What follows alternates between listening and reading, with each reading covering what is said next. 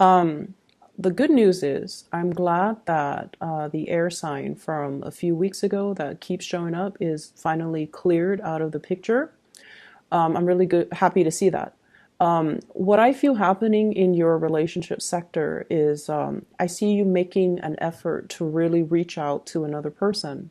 So overcoming those emotional barriers, overcoming your sense of hesitation and kind of that sense of stubbornness, that sense of like stubborn pride within yourself to kind of try to make a connection with other people. Okay, so this is great. Whoever you're reaching out to, they're so happy to hear from you. They're so happy to hear from you. And I feel like a whole gamut of emotions is being stirred up within them. And they're also kind of like fantasizing about you as well. So this is the energy that you bring to the table. I have here the Princess of Wands. This is Page of Wands, okay, in the traditional Rider-Waite deck. This is communication. This is sort of like, hey, let's do this, let's do that, let's get out and meet me here, let's meet me there. So making some type of a flirtatious gesture towards another person. And it's in a very playful manner. And it's in a manner that is very non-committal. And I feel like you're communicating with somebody and testing the waters as to how do they feel about me? What are they up to? Are they single? Are they in a relationship? Let me test out the waters. So I feel like for many of you, you're reaching out to a person, and I feel like the communication is very light. It's very non-committal, and it's almost like an offer they can't refuse. So I see some of you are like, "Hey, can I talk to you about this? How do you feel about that?" And the communication is just, light, airy. There aren't overly heavy emotional expectations coming from you to them.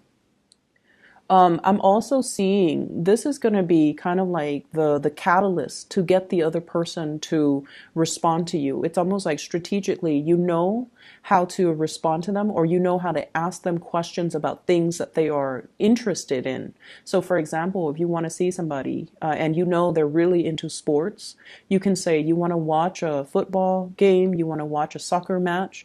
If you are interested in somebody who loves, for example, Peruvian food, you might ask them, hey, there's a Peruvian restaurant that just opened up. A bunch of friends and I are going to check it out. Do you want to come? So it's almost like giving them an offer. It's like taking the bait, knowing how to bait them, knowing how to hook them. So you're being very crafty and very strategic in the way that you're communicating. The person that you're dealing with, I have here the Two of Pentacles. They're going to be very, very surprised and kind of like thrown off course when they hear this communication from you. It's a little bit more flirtatious than they normally expect it from you. So I have here the Two of Pentacles. And the Two of Pentacles usually indicates like juggling two options, juggling multiple options, juggling the pros and cons, as well as juggling emotionally, trying to figure out how they feel, okay? The symbolism with the snakes in the picture, I almost feel like a sense of entrapment. So I feel like you're very crafty with your communication and you're giving them an offer that they can't really refuse. And so as a result of it, they're kind of weighing out what you just said and they're weighing out how they feel. And I feel like pentacles always indicate something solid, something that's going to be built upon.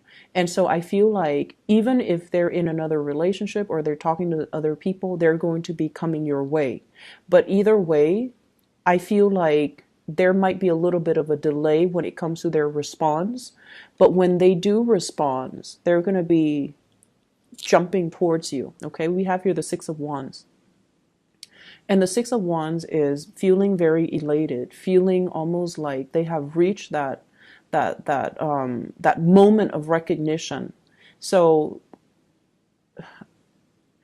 I'm hearing come hell or high water, they're going to bounce towards you. So I feel like they're really, really excited about this offer, about the communication. They're going to bite the bait. And so if you're communicating, they're going to return the favor and they're going to communicate with you in a very open and honest way. I see some people here talking to a crush, If you've had difficulties talking to a crush and not knowing what topics to talk about, what to bring up, and things like that, you're veering on the safe side, or you have been in the past by talking about, work, by talking about like, how's your boss? How's your supervisor?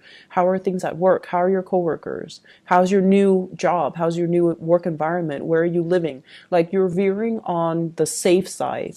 But this is the week where there's going to be some major breakthroughs in communication. And then as a result of it, I feel like it's going to open up a portal of communication for you where they're coming towards you and they're revealing more of themselves, okay? And from the perspective of your partner, I have here the Lovers. And the Lovers in this card is greatly about the fantasy. So I definitely feel somebody is eyeing you and they see you opening up and being more flirtatious with them. And as a result of it, they're fantasizing about, oh my gosh, is this person interested in me? Can there be a future built between the two of us? So I feel like you're dealing with someone who is very idealistic, who is very, very clear. And I don't see this as like the juggler where someone is in multiple relationships, or they really do believe in love and commitment, and they do believe in like love at first sight. They do have these very idealistic ideals when it comes to love and relationships. And, they might have been thinking about you for quite some time, because this person has been asleep dreaming about their one and only for quite some time. And I feel like you're dealing with someone who's also very creative in the creative field, or they have artistic abilities, they have musical abilities, and they're very much excited about the offer that you have on the table. They're very, very happy to be hearing from you, to the point where they're fantasizing about what could be as a result of this relationship, okay? I also see a sense of distance for some of you who are in long distance relationships, about somebody coming to see you and solidifying some type of plan so that they come see you, you come see them, or you guys meet halfway. So there is a major compromise coming into this spread here in your love sector. The last card we have here is the Five of Swords.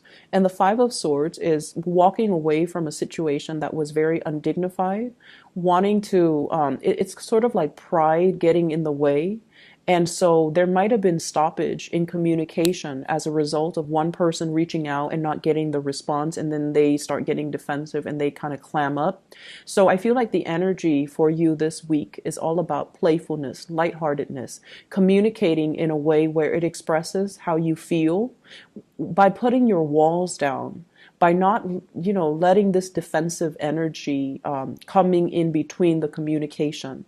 So it's like, oh, I communicated, I reached out last time, they didn't respond, so now they need to reach out to me. So you are letting go of that, whole concept about keeping scores and self-isolation, and really letting your partner or your significant other know that it's okay to, you take care of whatever you need to take care of. And when you're ready, you come back to me. So I see like a bridging of that emotional distance happening between you and them. And I feel like it starts out with you communicating with them and letting them know how you feel about them. So pretty much the ball's in your court if you want to, pass it along to the person that you're interested in. Okay. So I still see a very strong air sign vibe here with this spread.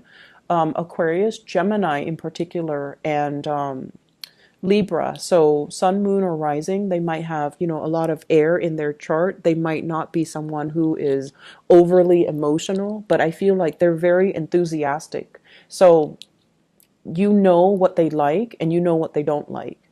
And so, for example, that they like, for example, Peruvian food. Like they like sporting matches. That they are athletic. And that they like, for example, a specific type of movie from a specific era. And so all these things about them, but for whatever reason in the past, you don't really ask them about these things. Like, why do you like these things? And so this is the week where you are strategizing to ask them to get them to be a little bit more, to get them a little bit riled up so that they talk to you about their dreams, their aspirations, and they talk to you about things that they're passionate about. So there is definitely breakthrough in communication coming through to allow you to kind of meet halfway. Meet somebody halfway, somebody that you're interested in, because they're coming at you in a very enthusiastic manner, because you communicate with them in a manner that is appropriate to get this person to respond the way you want, okay? In other areas of your life, when I was shuffling out this bottom spread here, I almost feel like, first of all, favoritism. It's the big word that came out when I was shuffling. And I feel like what it denotes is, we all have our biases. We all have our favorites, okay? For those of you who are in some type of a teaching profession, you always have certain kids that you like more than others. You also have, certain kids that are troublemakers, right? And if you're dealing with children in general, if you're dealing with people who are younger, if you're managing a team, there will always be people that you like and people that you don't like. But trying to show more of a poker face, even if you don't like somebody, so that you can help them to, become a better person, so that you can help them reach their full potential. And so they're saying here, work towards a common purpose. Finding and emphasizing the good traits about the other person rather than dwelling on the negative traits that they embody is really going to help you in dealing with the people that you don't like, especially if you are in charge of, in control of their work environment, in control of their professional development. That's going to go a lot further for you, and it's going to show the fact that you're very unbiased, and it's going to show the fact that you're able to shape and mold people, and even the people that you don't like, okay? So I feel like letting your defenses down, and especially dwelling on the positive traits about somebody, will help you kind of get along with them and to help you develop them so that you can strengthen their weaknesses. Does that make sense? I see a lot of people here working with children, and I see a lot of people grading, performance evaluations, professional development, and you're giving somebody a score. And I feel like naturally you have people that you like, but I feel like you're not seeing them in their full spectrum. You're only seeing a very select few. It's like you're seeing, you have this window into their personality, into their psyche. And I feel like once your opinion is made up about a specific person, this so-and-so is, has a big ego, so-and-so is controlling, so-and-so is a gossip. Once you have already made up your mind, it's really, really hard for you to reform and reshape your opinion. And so my advice is, don't judge too quickly. And I'm seeing a lot of judgment from this card. And I'm also seeing like, premature judgment will not only be detrimental to that professional relationship, but it can also affect who you give the projects to, who you take under your wings. Okay, so be careful about that. The other message that I'm seeing here as well is let people learn to do things themselves. Okay. The ability for you to learn to delegate, the ability for you to entrust other people with responsibilities, with the mindset that I train them well, so they should be able to do it themselves. And they should be able to do it without, with minimal supervision, so that you're not hoarding all the responsibilities and taking care of everything. So learning to delegate, so you're not wearing yourself out, and also putting yourself in a position where you are trusting that other people will do it right, okay? So I see a big need here for perfectionism.